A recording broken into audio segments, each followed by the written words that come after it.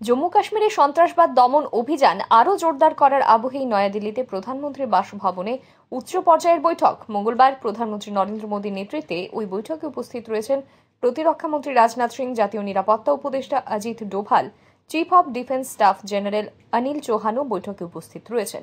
এদিনই আবার কেন্দ্রীয় স্বরাষ্ট্র মন্ত্রকের সচিব এক উচ্চ পর্যায়ের বৈঠকে নেতৃত্ব দেন। গত 22 এপ্রিল পেহেলগাঁওয়ের বৈশরণে পর্যটকদের ওপর হামলা চালায় সন্ত্রাসবাদীরা। বেছে বেছে হিন্দুদের ওপর হামলা চালানো হয়, মৃত্যু হয় 26 জনের। হামলাকারী ও ষড়যন্ত্রকারীরা ছাড়া পাবে না বলেই হুঙ্কার দিয়েছেন প্রধানমন্ত্রী মোদী। মৃতের পরিবারগুলি ন্যায় পাবেই বলে আশ্বাস দিয়েছেন তিনি। পেহেলগাঁওয়ে জঙ্গি হামলার দায় স্বীকার করেছে দ্য রেজিস্ট্যান্স ফ্রন্ট নামে এক জঙ্গি সংগঠন। তারা লস্কর-ই তৈবার ছায়া সংগঠন। জঙ্গি হামলার পরই পাকিস্তানের বিরুদ্ধে একাধিক কড়া সিদ্ধান্ত নিয়েছে নয়াদিল্লি। সিন্ধু জল চুক্তি স্থগিত করা হয়েছে। ভারতে থাকা পাকিস্তানি নাগরিকদের সেদেশে ফেরত যেতে নির্দেশ দেওয়া হয়েছে। আবার জম্মু কাশ্মীরে সন্ত্রাসবাদ দমন অভিযান আরও জোরদার করা হয়েছে।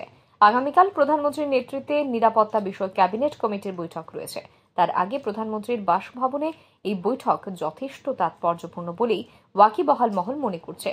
এদিনের বৈঠকে বড় কোনো সিদ্ধান্ত নেওয়া হবে কিনা তা নিয়ে জল্পনা শুরু হয়েছে। এদিকে স্বরাষ্ট্র সচিব গোবিন্দ মোহনের নেতৃত্বে অন্য বৈঠকে উপস্থিত ছিলেন বিএসএফ এর ডিজি দলজিৎ সিং চৌধুরী, আসাম রাইফেলসের DG lieutenant general Bikash Lakhera, ওএনজিসির DG Bhrigu Srinivasan.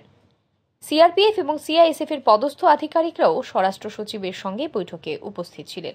Bureau report, আর ই নিউজ।